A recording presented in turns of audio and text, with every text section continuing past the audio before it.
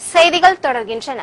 உடன் பிறந்த சகோதர சகோதரிகளுக்கே உதவி செய்ய தயங்கும் இந்த காலகட்டத்தில் வேலை செய்து சம்பாதிக்க வேண்டும் என்ற எண்ணங்களுடனும் கனவுகளுடனும் துபாய்க்கு செல்லும் ஏராளமானோர் அங்கு உயிரிழந்து கேட்பாரற்று கிடக்கும் தமிழர்கள் பலருக்கு இறுதிச் சடங்கு செய்து வருகின்றது ஒரு தொண்டு நிறுவன அமைப்பு.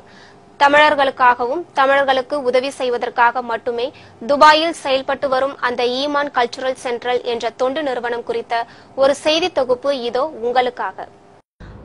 அவசரமாக செயல்பட்டு கொண்டிருக்கும் இந்த கணினி உலகில் பெற்றோர்கள் இறந்தாலே அதிகப்படியான செலவும் வந்துவிட்டதே என்று வருத்தப்படுகின்றனர் இன்றைய சமுதாயத்தினர். இப்படிப்பட்ட ஒரு காலகட்டத்தில் துபாயில் சம்பாதிப்பதற்காக சென்று ஏதோ சில காரணங்களால் உயிரிழந்த தமிழர்களுக்கு தானாக முன்வந்து இறுதிச் சடங்கு செய்து வருகிறது தமிழர் ஒருவரை தலைவராக கொண்டு செயல்பட்டு வரும் இந்த ஈமான் கல்ச்சுரல் சென்டர். 1976ஆம் ஆண்டு தொடங்கப்பட்டு ஜாதி மதம் பாராமல் தொடர்ந்து 37 ஆண்டுகளாக துபாயில் சேவை செய்து வருவதுடன் அந்நாட்டு அரசால் அங்கீகரிக்கப்பட்ட ஒரே சேவை நிறுவனம் என்ற பெருமையையும் இந்த ஈமான் அமைப்பு பெற்றுள்ளது. ஒரு மனிதர் எவ்வாறு வாழ்ந்துள்ளார் என்பதை அவரது இறுதிச் சடங்கில் தெரிந்துவிடும் என்று கூறப்படுவார்கள். ஆனால் தமிழகத்தில் இருந்து குடும்பத்தை காப்பாற்றுவதற்காக துபாய் செல்லும் பலர் அங்கு சில எதிர்பாராத சம்பவங்களால் உயிரிழப்பதுடன் அடையாளம் தெரியாமல் அனாதையாக அந்நாட்டு அரசால் எரிக்கப்படுகின்றனர். இப்படிப்பட்ட நிலையை மாற்ற வேண்டும் என்ற குறிக்கோளோடு செயல்பட்டு வருகிறது இந்த ஈமான் கல்ச்சுரல் சென்டர். துபாயில் வேலை செய்வதற்காக சென்ற கடலூர் மாவட்டம் திட்டக்குடியைச் சேர்ந்த ஜெயராமன் என்பவர் கடந்த 6 மாதங்களுக்கு முன்னர் சில காரணங்களால் உயிரிழந்தார்.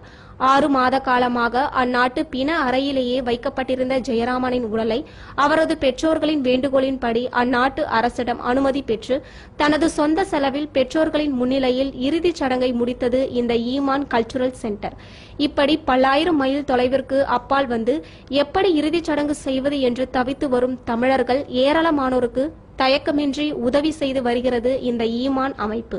தமிழ் மக்களுக்கு அங்கே சேவையாற்றுவதற்காகவே தொடங்கப்பட்ட இந்த இந்தியன் முஸ்லீம் அசோசியேஷன் என்று சொல்லக்கூடிய ஈமான் அசோசியேஷன் 1976ஆம் ஆண்டு தொடங்கப்பட்டது. அன்று முதல் இன்று வரை தமிழ் மக்களின்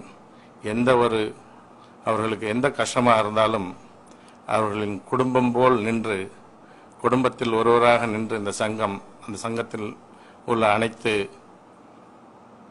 மெம்பர்களும் அதனுடைய பொறுப்பாளர்களும் அவர்களுடைய குடும்ப அங்கத்தினர் போல் என்று அவர்கள் செயலாற்றிக் கொண்டு வருகிறார்கள்.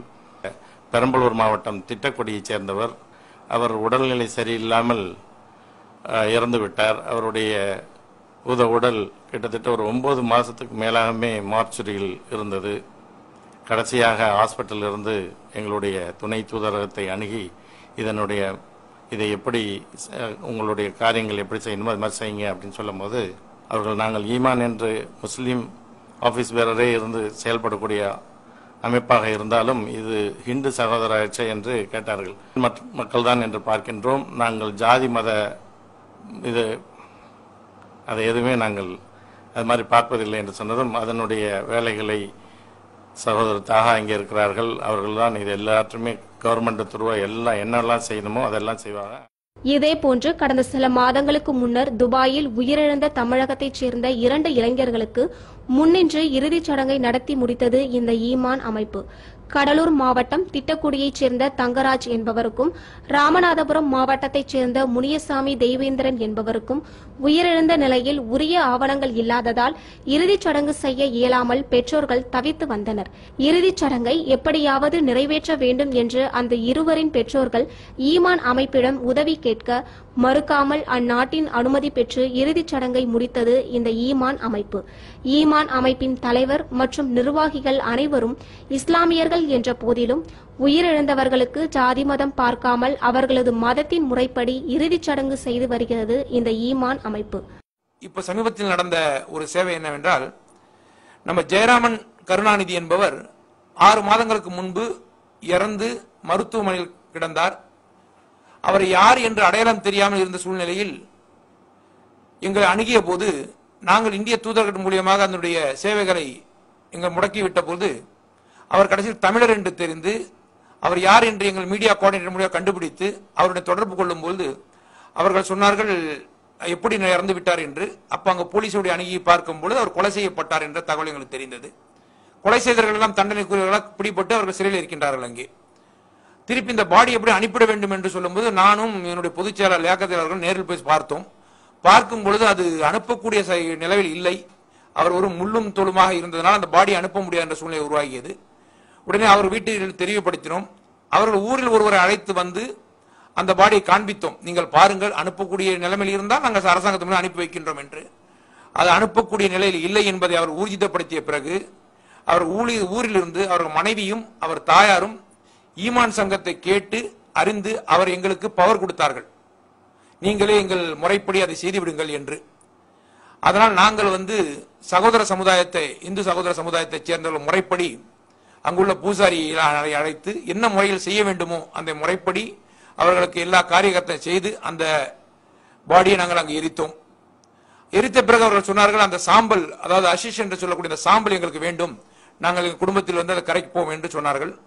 ஏழ்மையானவர்கள் நாங்கள் ஒன்றும் செய்ய முடியும் என்றார்கள். அதனால் அதை பொருள்படுத்தாமல் நீங்கள் கொண்டு வருகிறீர்களா என்று எங்கள் கேட்டார்கள்.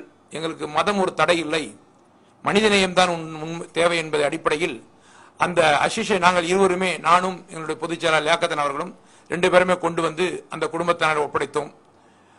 அதனுடைய அந்த முன்னால் வேலை செய்த அந்த கம்பெனியுடைய கேட்டு அவர்களிடம் ஏதாவது உதவி செய்யுங்கள் என்றோம். ஏனென்றால் அந்த இறந்து போனவர் கம்பெனி விட்டு வெளியாகி இருந்தார். அந்த கம்பெனியில் இருந்து நமக்கு கொடுத்த ஒரு 30,000 ரூபாயும் அவர்கள் டிராப்டாக அவர் கையில் ஒப்படைத்தோம். அதையும் அவர் பெற்றுக்கொண்டார். அந்த அசிஷம் கொடுத்தார். அவர் மனைவி 2 மக்கள் எல்லாம் வந்தார்கள். உண்மையிலேயே எங்களுக்கு பெரிய ஒரு வேதனைக்குரிய விஷயம். எங்களால் தாங்க துயரம், எங்கள் குடும்பத்தில் ஒருவர் இறந்தது போல எங்களுக்கு துயரம். இருந்தாலும் அந்த சகோதரி எங்களுடன் அழுகும் போது நாங்கள் சொன்னோம், நீங்கள் எங்களால் முடிந்தது உதவி செய்தோம், இருந்தாலும் இதுக்கு மேலும் என்ன உதவி செய்ய முடியுமோ நாங்கள் செய்கின்றோம் என்ற வாக்குறுதி அவர் கொடுத்தோம். இத்தகைய மனிதநேய செயலினை செய்து வரும் இந்த ஈமான் அமைப்பிற்கும் அதனை வழிநடத்தும் பொதுச் செயலாளர் லியாகத் அலி, துணை பொதுச் செயலாளர் தாகா உள்ளிட்ட அனைவருக்கும் உள்ளம் கனிந்த நன்றிகளை அந்த அமைப்பினால் உதவி பெற்றவர்களோடு சேர்ந்து நாமும் தெரிவித்துக் கொள்வோம். மூன் தொலைக்காட்சியின் செய்திகளுக்காக செய்தி குழுமம்.